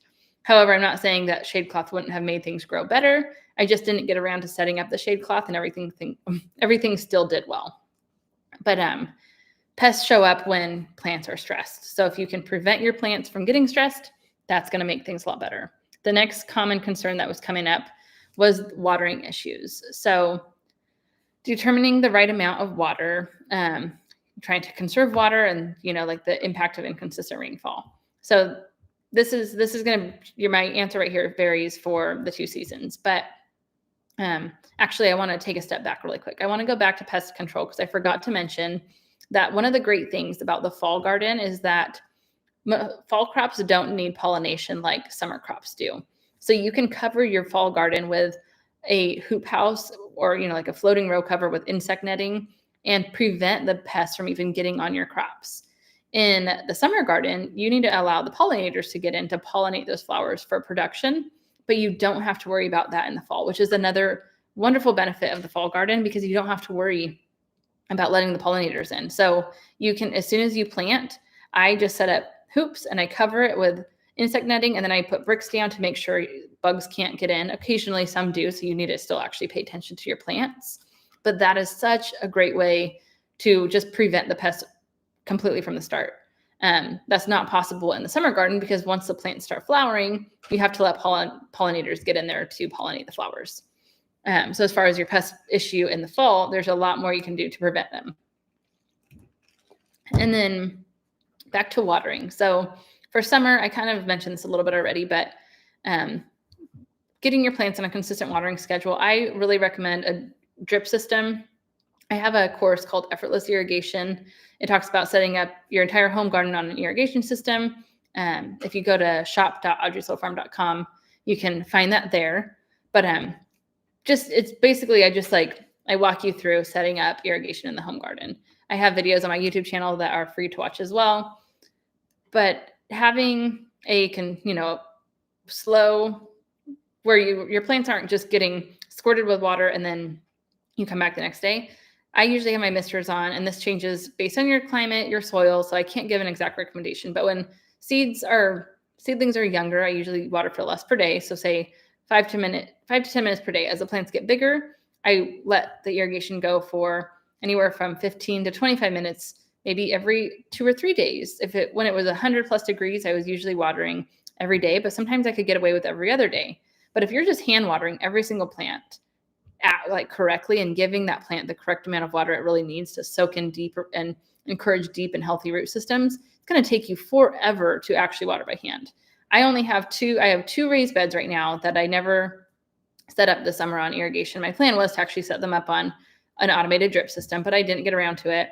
And that was literally all I could keep up with was only watering those 2 raised beds, not to mention the huge garden that I have, but it's all set up on drip irrigation. And I thought of gardeners that don't have their garden watering automated, and I just can't imagine hand watering to actually keep the plants thriving like they need to. So I think your garden can take less water, but it's about the rate at which you're watering. So slow, a slow, steady stream of water that drips and goes deep into the soil is way better than just hand watering and letting it pile up and then moving on to the next plant.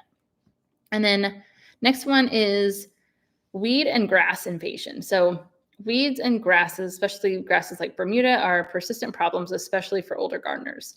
I completely agree on this one. So weeds in general are just always going to be an issue. And I wish I had a good solution for an organic weed control. One of the best things, is preventing your weeds from ever going to seed. If you just weed eat them down, not letting them go to seed is going to eventually make, you're going to have less and less of an issue going forward. Grasses are like my worst enemy. So I have a flower bed actually that was part of our lawn. We used the skid steer, ripped out some of the lawn, and I turned it into a flower bed. And I have consistent issues with the grass growing back in that garden bed. I have mulch in that bed to try to keep the grasses down, but it's just a constant issue. I'm hoping, in another couple of years, maybe it won't be an issue, but grasses are just a pain. That's kind of, I'm against using weed sprays, but there are certain times when if it gets too out of control, I will use a weed spray to try to kill it directly at the root to just get rid of that grass in certain areas, and then I won't use it again. But this is, like I said, in my flower garden. It's not in my vegetable garden, so it's not necessarily near the crops that we're eating. But I have seen some really cool videos, actually. We haven't done it myself, but one of the things I want to try this year is people use a hand propane burner and they burn the weeds and the grasses. So they literally burn it down to the root. And that is supposed to help a lot. And so you're not spraying, you're literally just burning the plants with fire to kill them. So I think that would help. And then maybe if you could get somebody, maybe even hire someone to get the problems under control, and then it's easier to manage going forward. Also putting down mulch in your garden beds and then mulching your walkways with a thick layer of mulch so that the weed seeds don't receive any sunlight. That helps.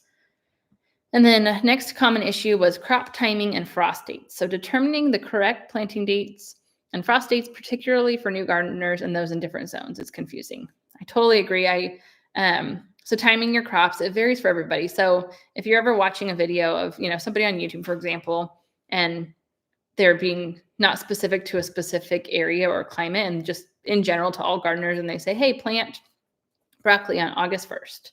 Well, that's horrible advice because it's not true across the board. It depends on what your climate is like. It depends on what your current weather is like. Even if most years maybe August is cool for you, you might be experiencing an August that has 100+ degree days still, and that's not good advice. So my first tip is every crop usually will have a range of planting dates, and every planting date is based off of an average first and last frost. And if you live somewhere that doesn't have frost, this is going to even be a little bit more confusing, mostly for a lot of you Florida gardeners that don't have frost. Then it basically is just going to base off of your average first frost, even if you don't get frost, would be your average coldest day in winter. So say that's January 1st. Just mark that maybe as your first frost date, and then you would count backwards. But sorry, I'm losing my train of thought. So for most crops, we'll say like plant directly by seed out in the garden 8 weeks before your first frost. So this could be true for something like beets. And so you find that average first frost date, you count backwards, and that's typically when you should plant. But then you also need to look at your future and current weather. If you're still having really hot days and you're not expected to cool off for quite a while, you can probably get away with planting a little bit later than that. Or if you're having a really cool early fall, you might be able to plant sooner. And I know that kind of it's a loaded answer, but that's why I really love tools like Seed Time. Seed Time makes it super simple to it gives you an exact planting schedule based on your own zip code. So it's not even giving you a zone specific, because zones can still vary. Even, everyone in zone 9, there's zone 9 in California, Texas, Arizona, Florida. We all can possibly we can all live in zone 9 climates, but our actual weather is drastically different. And so in Seed Time, you put in your zip code and it gives you all of your planting dates based on your exact area. You can even put in your exact address, I believe, and it gives you an even more localized area. And then if you look at where it's laid out your planting dates and like, hey, it's saying to plant on October 1st, but we're actually already having a really cool fall, I can move that planting date up a little bit and get a harvest sooner. And it allows you to move your dates actually inside the planting schedule. And it's a lot easier than just working on like pen and paper. And right now, throughout this summit, they have partnered with me, and they are giving a really incredible lifetime offer, which is never offered on their site outside of this live presentation that we did. You can't just go to their site and get the lifetime deal. But right now they are giving a lifetime deal. It's only valid if you're watching this live. That lifetime offer is only valid through September 2nd. After that, you can still sign up like on their monthly and yearly plan, but I will link to that in the description. And then, if it's after September 2nd, you can still check out Seed Time, but you may not have the opportunity to grab that special offer. But that is something I would recommend for all new gardeners and experienced gardeners. It's a really intuitive, easy to use, incredible software. And that's going to give you a really good starting point. And then it's just about looking into each crop individually. For example, kale is really frost hardy. So basically wherever you live, it's going to survive through your winter, probably without any issues. And then there's, summer crops that are really sensitive to frost. So for example, like you want to make sure you wouldn't plant them too soon in the spring. If there's a chance that you could still have a frost, you're better off to plant warm season crops too late versus planting them too early.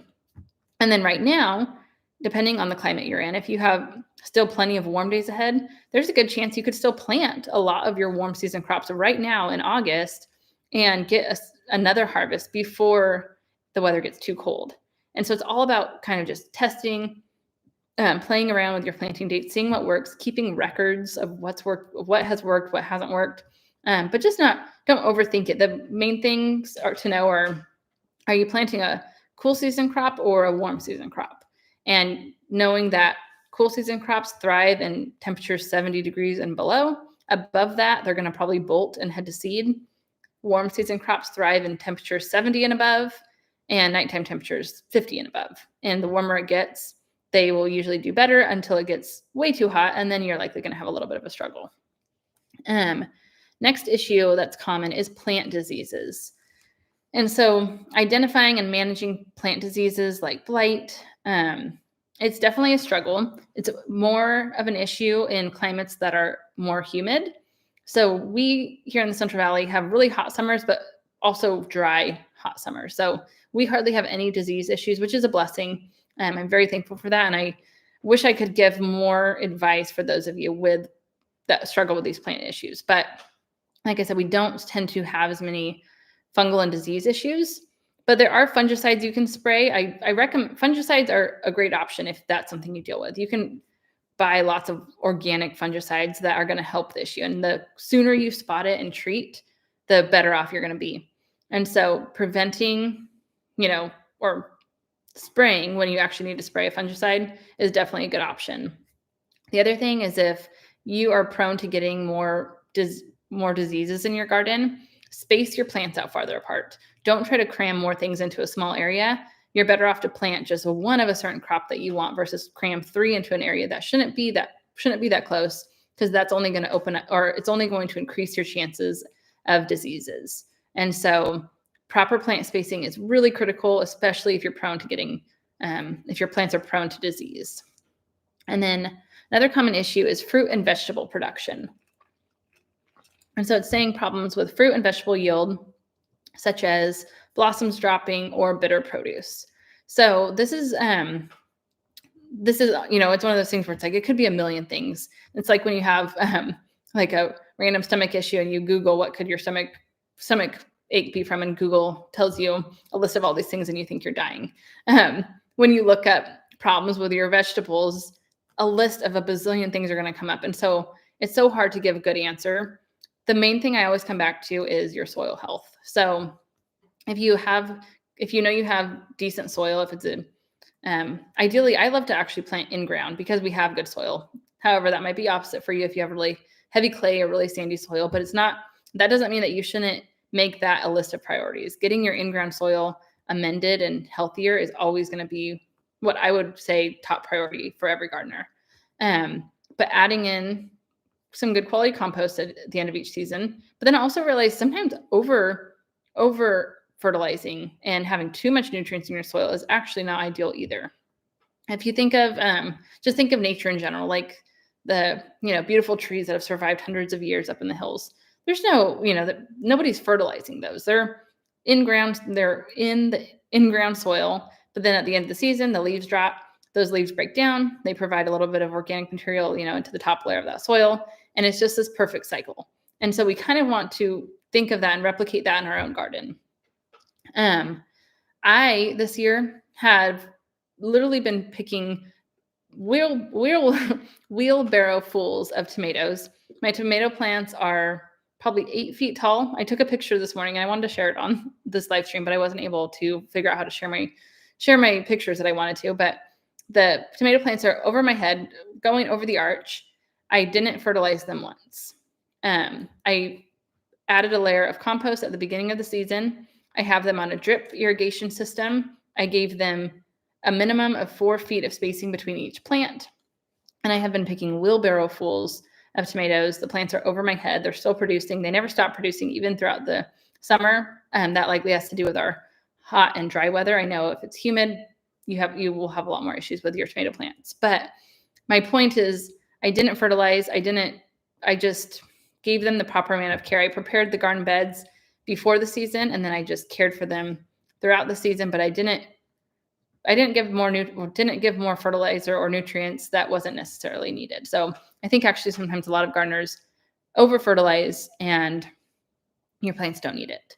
When you get bitter produce, that typically comes from a inconsistent watering schedule, especially cucumbers. And that's why another reason why I love to have my garden on drip irrigation, because the plants are getting the same amount of water every day. And I adjust it depending on the weather. So if it cools down, I might go to every other day watering. I might decrease the amount of time the plants are actually getting watered, but it's still consistent. If you're hand watering, it's just really hard to be consistent, and it's a lot more likely that the soil is going to dry out, and then you're like, oh crap, my plant is wilting. I got to go give it some more water. And you shouldn't be doing that by hand. First, it takes so much time. Setting up your garden on irrigation is a one-time task, and then going forward, you need to walk through your garden at least weekly, maybe every other week, to make sure everything's working, but you're not physically having to water. And so that inconsistency usually will cause produce to get bitter. The next common issue is space management. So maximizing small garden spaces, especially container gardens or raised beds, and interplanting effectively. So we did talk about this a little bit today, but the biggest thing is, if you don't have the space, don't think that overcrowding is going to make anything better. You can't get more out of a space that you don't have. And I know that, that's tough to hear, because we all wish that we had tons of space to grow everything that we want. But the nice thing with the fall garden is you can add in more containers. So if you have space to add more containers, fall is the best time to do that. The weather's cooler. Your container gardens are going to grow so much better than in the summer. But in the summer, just use the space that you have and pick what you like best, and don't overcrowd. If you have one half wine barrel, just plant one tomato plant in there. Don't try to shove 3, don't shove 2, plant 1, and let that plant grow to its full potential. One indeterminate tomato plant can grow 8 feet tall and produce loads and loads of tomatoes, or you can cram 3 in there and you're probably going to get a few tomatoes from each if you're lucky. And that's not to say that some people haven't had success by shoving more in a small space, but it's less likely, and it's going to increase your chance of disease and pest issues. The other thing is the growing habits of plants. So some things can grow vertically. So if you can make that happen, then you can kind of start maximizing your space. So for example, a cucumber plant can sprawl all across the ground, or you can have it grow vertically. And there's not a ton of crops that can actually grow vertically. You have pole green beans, cucumbers, some of your winter squashes. There's actually a vining or a trellising zucchini plant I planted this year called escalator zucchini. Absolutely incredible. I loved growing it. It tasted great. It grew amazing right up the trellis. So there's certain varieties of things that you can grow that will grow vertically. That's a great way to maximize your space. And then you grow things like sprawl, like maybe say like a watermelon plant that can sprawl along the ground. And then there's things that grow upright, like okra. And there's certain things that can be grown closer together, like many of your herbs and leafy greens. In the fall vegetable garden, you have a lot more opportunity of spacing things closer together, because a lot of your leafy greens are just like this big patch of greens, and you just clip them with your scissors and they grow back, but they can be a lot closer together. And then your root crops, you can seed a lot in a small area. However, it is important, if you want, for example, like your carrots and your beets to reach full size, that you do go through and thin out the seedlings so that they actually get to their ideal size. If root crops are way too close together, they'll still grow, but they're going to be on the smaller side. And so you just want to make sure you thin out those seedlings to give the ideal amount of space. But for things that get really big, more so in your summer garden, like a tomato plant, you're better off to give it more space than to try and crowd. And then I have 2 more common issues that came through, and then we'll get back to the chat. So the next one is greenhouse and shade needs. So some people are having, they have the need for greenhouses in the winter. I'm guessing there's not too many details here, but greenhouses can be really great. The thing with greenhouses is they can actually get, if you live somewhere where it's not really cold, they can actually get way warmer than you would expect. And so make sure you're actually monitoring the temperature in your greenhouse if you're going to move crops in there for the winter time. A lot of times, if you live somewhere with a pretty mild winter, your crops are just going to all grow better out in the garden. If you live somewhere where it's really cold, a greenhouse is probably really necessary. But you just want to monitor that temperature in there and make sure you're keeping it, in the ideal temperature range for whatever crops you're growing. But then for summertime, like, especially if you live somewhere with a hot summer, you don't really need a greenhouse at all. I do love a greenhouse for starting my seedlings like in January and February. The really great thing about having a good greenhouse during those months is that you can start your seedlings outside in the greenhouse without even a grow light or a heat mat typically. And it's so much easier than trying to start those seedlings indoors. So I love my greenhouse for starting seedlings for the summertime, but it's not really needed as much in the wintertime unless on the opposite side of the spectrum, you can try to actually grow some of your summer crops in the winter in a greenhouse. So say you wanted to try to like transplant one of your tomato plants into a big pot and bring it in the greenhouse to try to get continued production through the winter. That would be a great thing to try. Or bringing in a cucumber plant, whatever it might be. You can try to overwinter some things in a greenhouse, but just whatever crops you're growing and wherever they are, just keeping the temperature range and the ideal temperature for the crops you're growing. And then in the summer for shade needs, you can, as long as your soil is well mulched and you're providing plenty of water and, as long as those two things are happening, you can probably get away without shade. For me, I didn't use shade cloth this year. It would have probably helped. It would have helped my plants do a little bit better, especially those few weeks when it was really, really hot. But I didn't set up the shade and stuff continued thriving, not to say that I shouldn't have. So if shade cloth is needed, you can just set up like a temporary shade cloth. I know sometimes that's my issue. Like my garden is just my garden area is just this really, really huge space. And I just couldn't figure out how to quickly get up some shade cloth. So the smaller your garden is, the easier that actually is going to be. And then the final submitted question was just general gardening knowledge, requests for guidance on topics like crop rotation, mulching, pruning, and planting. And so, same thing, such a loaded question, but as a new gardener, or not me as a new gardener, as someone who is a new gardener, I completely feel for you because I just can't even imagine starting from scratch. I'm so blessed that I've grown up in a family of farmers and home gardeners I don't even know where I learned all that I learned from it. It was just something that I was immersed in from a child. And so starting from scratch, I totally understand how overwhelming that can feel. But that's why, joining something like the summit, it gives you a ton of information to just start off with. But the biggest thing in gardening, truthfully, is really just diving in. You need to know some basic knowledge to have success.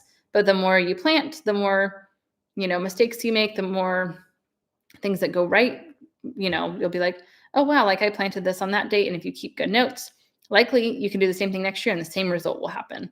But it can also, it's also nice to just have somebody to ask questions to. So some of you may have heard of my membership before. Maybe some of you this is your first time hearing about it, but I do have a membership called Audrey's Little Farm Academy.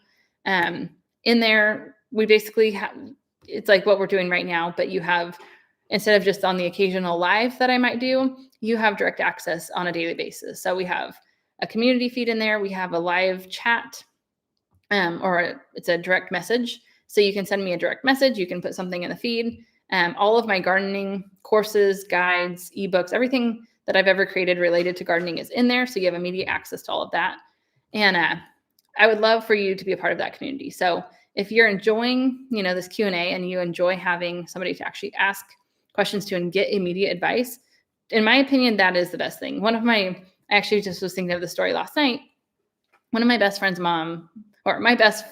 mom, she is one of the most incredible gardeners I know, but she's really, really good when it comes to flowers and houseplants, which are not my expertise. I am really, really good at growing vegetables, but I can barely keep a houseplant alive, and I'm not that knowledgeable with flowers. And so I remember just the other day, I sent her a picture of my houseplant that was losing all of its leaves. I couldn't figure out what was going on. I still actually never figured it out, but she had some solutions for me. I tried it and it didn't work, but I think it was too far gone. And the thing with plants is that you don't have like weeks to figure it out. Like I should have probably texted her 3 weeks before I actually did, but I waited until like literally my plant had lost all of its leaves. And if I would have texted her right away and made some changes sooner, I would have probably saved that plant. And so I know as like a gardener, when you go out to your garden and you see this issue, or if you're wanting to plant next week and you don't even know what crops to plant, or you don't have answers to your exact issues in real time, it's not helpful. You can't go read a book and hope to get the answer you need, or you're really usually not even good to go on Google because there's so much bad information out there that half is created by AI now. I can't even tell you how many articles I've come across recently that have literally been written by AI. It's not a real gardener writing the article. Even when it's on a site from a good gardener themselves, it's very likely that the article was not written by them, which is very sad. I can tell you, honestly, that on my site, every article has been written by me, or if, like I just mentioned earlier, actually in this presentation, I have an assistant that's helping me out now. She's very knowledgeable. She lives off grid in Tennessee. Her and her husband have an entire farm. She's been helping me update some articles, but everything is approved by me before it will ever be published on my site. So know that if you follow along with me, my site is not created by AI related things or by people that don't know what they're talking about. But my point is, it's sad to me when I Google an issue and then I come across this article that seems like it should be really good advice, and it's on a site of a reputable person, but the article is definitely not written by them because it's completely false information. And so I started my membership. I know this is a totally long roundabout answer of whatever I was even talking about, but I started the membership to basically be to everyone in my community what my best friend's mom is to me.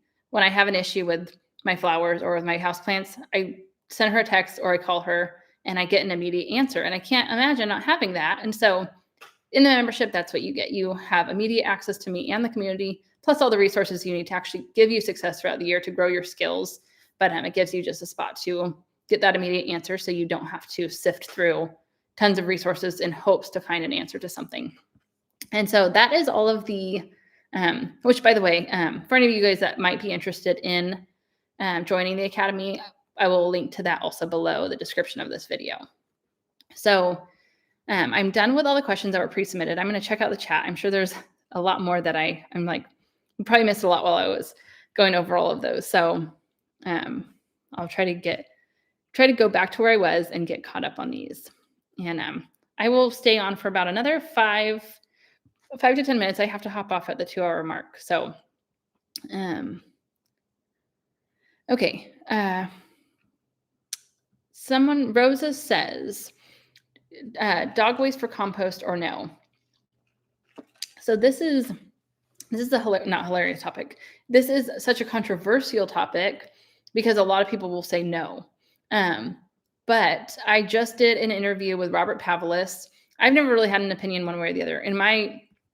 To me, we have outside dogs and they go to the bathroom in the garden beds without me even knowing. It's happening whether I know it or not, and we're fine. But I had this exact discussion with Robert, and he said he totally thinks it's fine. He says, don't go collect all of your neighbors' waste from their animals, but if it's from your own animals, you're already exposed to it, and it's happening basically if you don't know it or not. And he said compost just fine. Add it to your compost pile, let it break down, and add it to your garden beds, and there shouldn't be issues. Being that it's like from your own pets, even if it was from other pets, same thing, it might be happening and you don't know it. But in his opinion, which I trust him as a source on this, and he says no issues. No dog or human waste. So I see somebody that commented back. So, but I don't. Robert is an expert on composting, and he has the book on composting. He's doing the presentation on composting today. He says that it is fine.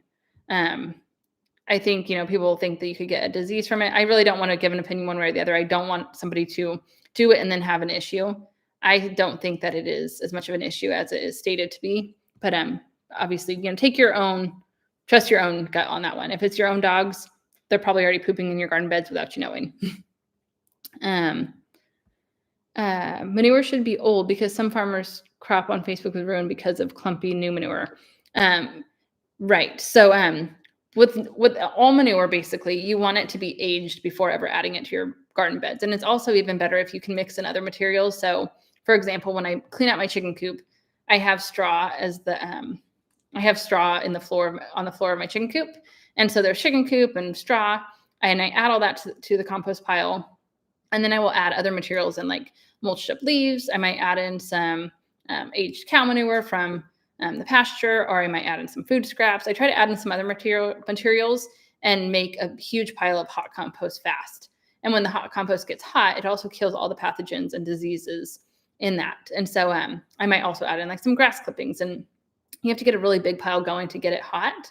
But then once it's hot, all that, any like issues or any pathogens in that compost get killed off. And so aged or composted is safe, but you just don't want to add fresh manure right to your garden beds. I see somebody from Fresno. That's awesome. I am in Exeter, so not too far.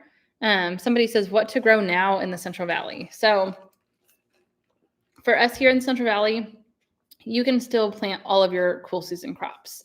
Basically, anything that is considered a cool season crop, you can plant it now, and you will be fine. Even if you don't get a harvest before your first frost, or our first frost, those plants will usually be fine, and they'll continue and overwinter, and then you'll get your harvest in late winter or early spring. And then Terry says, this has been a good live stream. I just hit the thumbs up button. Thank you. Jill is using seed time and learning, but loving it. The compost speaker said, if you are only using it for yourself, you can use your own animal poop. Don't harvest the neighborhood. Exactly. So yeah, if you use, animal poop from your own animals, much safer. You're already exposed to it. Don't go gather it from around the neighborhood. In an urban area, so we're getting farm animal waste, we're getting farm animal waste is expensive. You may have to drive for a while. For example, buying compost with worm castings will require a 45-minute drive. Yeah, so that could be a difficult one. So you might want to, and you don't have to have manure. You don't have to add manure to your garden beds. But I think I mentioned earlier, which possibly, I don't know if you have a Lowe's or a Home Depot locally, but most of your nurseries should sell composted chicken manure. Usually steer manure is more easily, or you can more easily find it, but it's just a lot higher in nitrogen and not that great for your vegetable beds. It needs to be mixed in with some other things. But composted chicken manure is safer and better for your vegetable garden. But maybe you'll be able to find that at a local store like a Lowe's. Don't forget to push the like button for Audrey. Oh, thank you, Mulberry Corners. Thank you for the live. I'll need to watch the replay recording also. Yes. So as soon as this ends, I believe you can watch the replay right away on my channel. And then I will also be going through, and I'm going to make note of that. I will be adding all of the links to everything mentioned today. So are pine needles good for compost or mulch? Laura, you're asking that. And you can do both. You can add pine needles into your compost pile. You can also add pine needles to the top of your garden beds as a mulch. In the compost pile, they're great because it's just another amendment that goes into the compost pile. It gets broken down, and then that's going to be a really great compost for on top of your garden beds. But some people use pine needles specifically as mulch on top of their garden beds.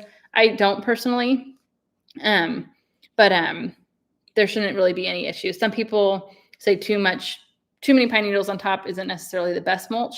I would probably go with mulched up leaves, straw, grass clippings, or I think those are the three that are coming to mind. But anyways, and then last question, Mulberry Corner says, I heard that worm castings are great because in the castings, they are really good microbiome stuff. Yes. Yeah. Worm castings are great. You really can't over fertilize with them. It's just a great nutrient for your soil. It's one of those things. Sometimes I've come across random posts where people are like legitly filling up their entire raised bed with half potting soil and half worm castings. And that is unnecessary. Adding some in at planting time or adding some to the top of your garden beds as an amendment is really great. Just, you don't need to fill up your entire garden bed with worm castings. And so someone just says, thank you. Hi from Mendocino. Hello. Hi, Keith. Hi, everybody. Hi and bye, I guess. Okay. I need to hop off. I have some more summit things to get to for tomorrow. Anybody who is actually part of the summit right now who has already upgraded to the Gardener Success Kit or who upgrades by tomorrow, we have a special live session tomorrow morning for those of you who upgraded to the Gardener Success Kit. So do that by tonight if you haven't yet, if you want to be in on that live session. If not, there are 2 more live sessions tomorrow, the Gardening for Success workshop and the year-round gardening masterclass. And be sure to watch all the presentations that are currently live. There's a lot of great ones today. So all of you, thank you so much for being here, and I will talk to you all soon. Bye.